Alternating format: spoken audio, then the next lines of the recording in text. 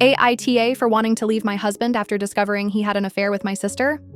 Throwaway account because this is extremely personal, and honestly, I'm still trying to wrap my head around all of it. I'm a 30-year-old woman, and I recently discovered that my husband, 32M, and my sister, 28F, have been having an affair. Even typing that sentence makes my chest tighten. I didn't find out through a confession or a slip-up. I found explicit messages and photos on my husband's phone. I wasn't snooping at first. I was looking for a photo he took of our dog, and then a notification popped up. One message turned into another, and suddenly my hands were shaking so badly I had to sit down. That's when I realized the truth. Their affair has been going on for over a year. I remember staring at the screen, rereading the timestamps, hoping I had misunderstood something. A year, birthdays, holidays, family dinners, all of it overlapped with lies. I felt physically sick when it sank in. Not just because my husband cheated, but because it was with my sister. The betrayal cuts even deeper because my sister and I were incredibly close. We weren't just siblings. She was my best friend. We talked every day. We shared everything. Our fears, our dreams, stupid inside jokes, and major life decisions. I trusted her completely. I defended her when others criticized her. I never once questioned her intentions around my husband. Now, looking back, that trust feels painfully naive. My husband had been distant for a while. He complained about feeling unfulfilled and said I wasn't emotionally available enough. I took those conversations seriously. I tried to listen more, suggested counseling, and asked him what he needed from me. Never, not even for a second, did I imagine that his dissatisfaction would lead to him sleeping with my sister. When I finally confronted my husband, I was shaking but strangely calm. I asked him point blank. He didn't even deny it. He just sighed, rubbed his face, and said, "Yes." That single word felt like a punch to the stomach. He went on to say he felt neglected, that he didn't know how to communicate his needs, and that the affair was an escape from his unhappiness. At one point, he actually said it was a momentary lapse in judgment. I remember laughing, this hollow, broken laugh, because how do you call something that lasted over a year a momentary lapse? How do you repeatedly choose to betray your wife and still claim you didn't know better? Every excuse sounded rehearsed and empty. He wasn't confused, he wasn't powerless, he made deliberate choices over and over again. Hearing him try to minimize it made me feel even smaller, like my pain was an inconvenience he wanted to explain away. Then there's my sister. When I confronted her, she cried and apologized, but even that felt wrong. She claimed the affair was never serious and said it only happened 2 or 3 times, describing it as something that was just for fun. Hearing that made my blood boil. 2 or 3 times? As if that number somehow makes it acceptable. As if I'm supposed to feel relieved. Honestly, that explanation made me angrier than if she had just admitted the full truth. If it had happened once, I still don't think I could forgive either of them. But the way she tried to downplay it as a harmless fling, something meaningless, felt like a slap in the face. Who does that to their own sister? Who looks at their sibling's marriage and thinks, this will be fun? What hurts the most is how both of them seem to trivialize the damage they've done.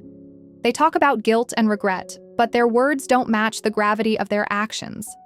This wasn't a mistake. It was a sustained betrayal that shattered my marriage and destroyed my relationship with the person I trusted most in the world. I'm left sitting here with 1,000 questions and a heart that feels completely broken, wondering how the 2 people closest to me could hurt me so deeply, and then act like it wasn't that serious.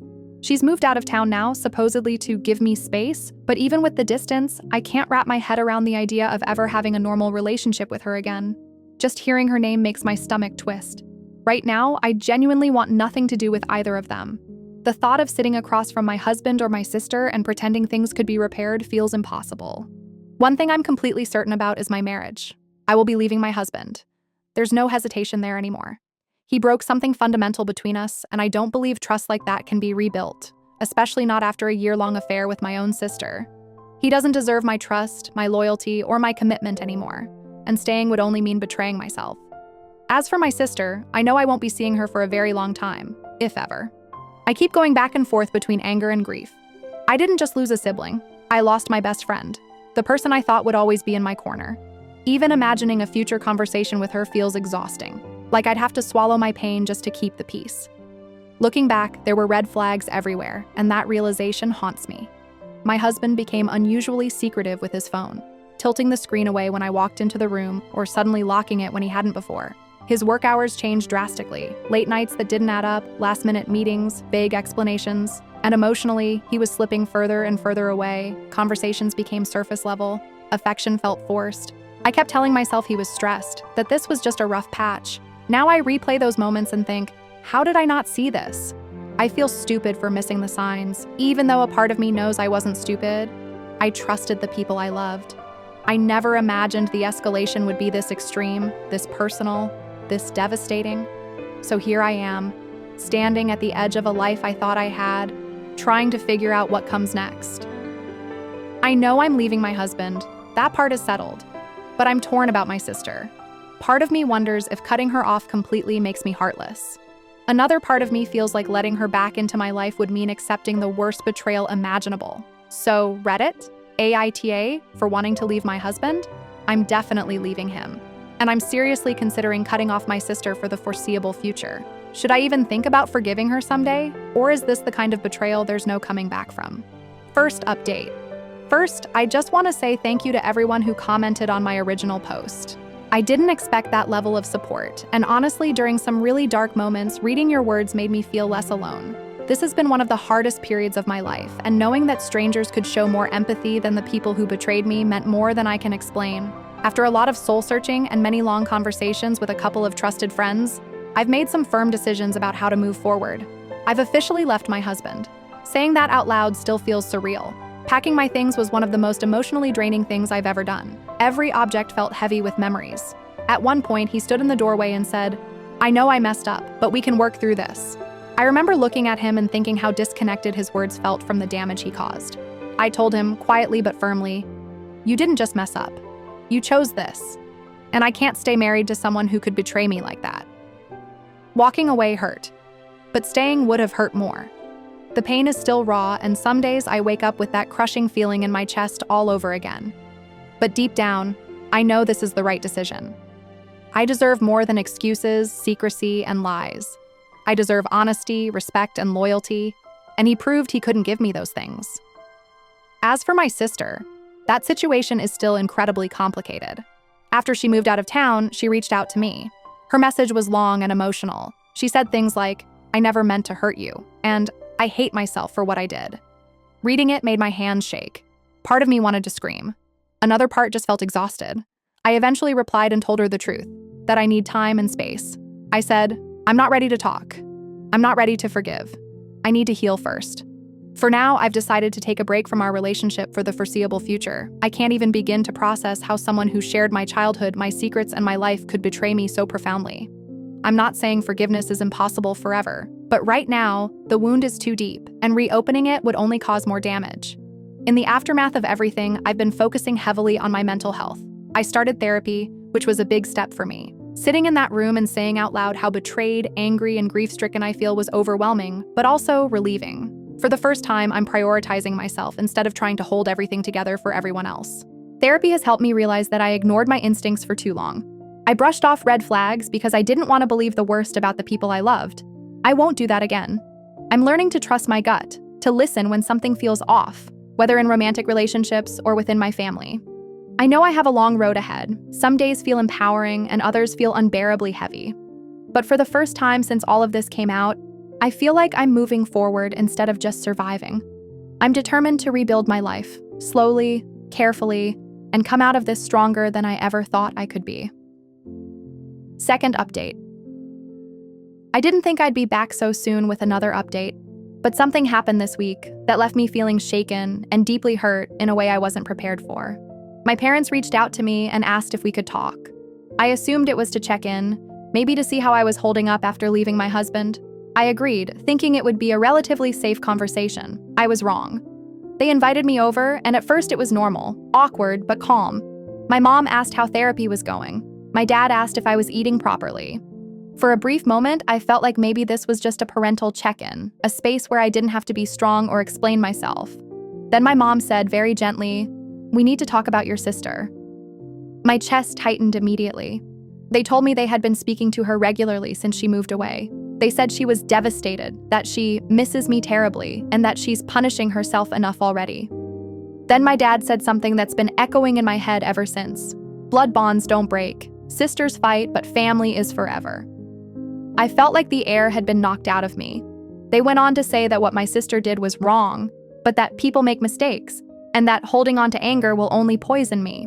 My mom actually said, You'll regret it one day if you let this destroy your relationship. When we're gone, you'll only have each other.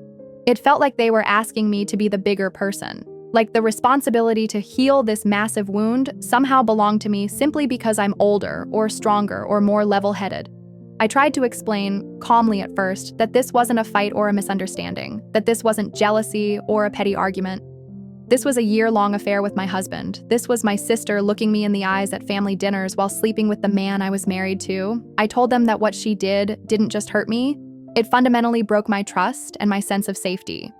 My mom started crying and said, "But she's still your sister." And that's when I felt the betrayal settle in. Because in that moment, it felt like my pain was being minimized all over again, just like my husband and my sister had done. It felt like my parents were more focused on restoring the idea of a happy family than acknowledging the reality of what was done to me. I asked them quietly, "Why is no one asking her to respect my boundaries? Why am I the one being pushed to forgive when I'm still bleeding?" There wasn't a good answer. They said they weren't choosing sides, but it didn't feel that way. It felt like they had already decided that reconciliation was the goal, and that my refusal to rush toward it was the problem. I left early. I sat in my car afterward and cried harder than I have in weeks. Not just because of my sister, but because I realized that even my parents don't fully understand the depth of this betrayal. Or maybe they do, and they just don't want to sit with how ugly it is. I want to be clear about something. I am not cutting my sister off out of spite. I am not doing this to punish her. I am doing this because I am still trying to put myself back together, and forcing forgiveness before I'm ready would be another form of self-betrayal. Family doesn't get a free pass to hurt you and then demand access to your life just because you share DNA. Right now, I need distance, not just from my sister, but emotionally from anyone who tries to rush my healing or rewrite what happened to make it easier for everyone else. I told my parents that I love them, but I will not discuss reconciliation again until I bring it up. If that day never comes, then that's something they, and my sister, will have to live with. This entire experience has taught me something painful but important.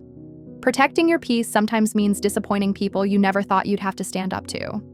I'm still in therapy. I'm still taking things one day at a time. And even though this incident reopened some wounds, it also reaffirmed something I'm learning to hold on to tightly. I am allowed to set boundaries, even with family, especially when those boundaries are the only thing keeping me afloat.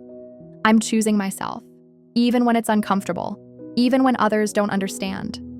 Final update. I wasn't sure if I would ever write a final update, but after everything that's happened, it felt right to close this chapter, at least for now.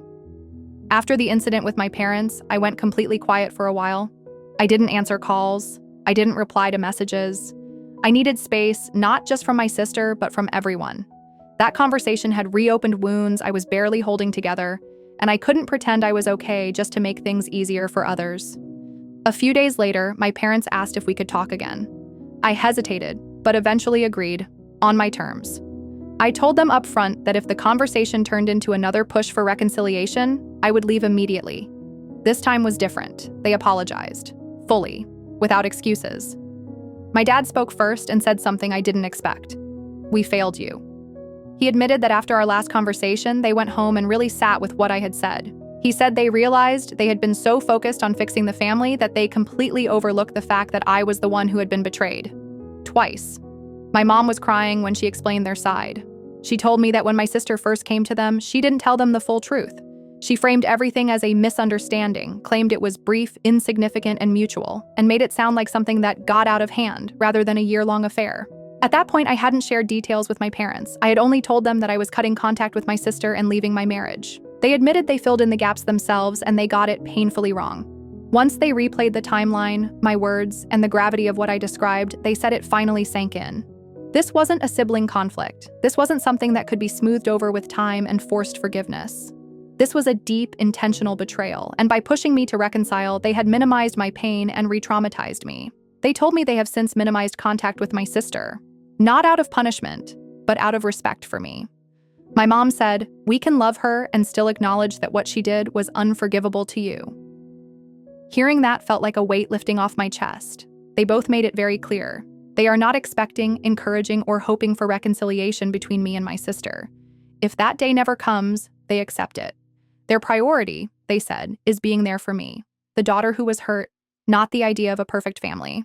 I told them the truth in return. I told them that I am still grieving, not just my marriage, but my sister, my old life, and the version of family I thought I had. I told them I need time. I may laugh with them one day and break down the next. I might cancel plans last minute. I might need silence sometimes. And if they want to be part of my life moving forward, that grief has to be respected, not managed or rushed. They agreed. No conditions, no timelines. So for now, I'm maintaining contact with my parents, slowly, carefully, with boundaries. We're rebuilding trust, not perfectly, but honestly. They check in without prying. They listen without correcting my feelings.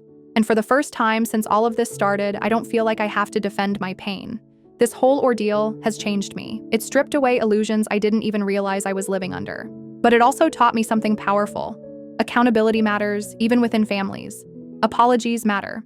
And choosing yourself doesn't mean you stop loving others. It means you stop abandoning yourself. I don't know what the future holds with my sister.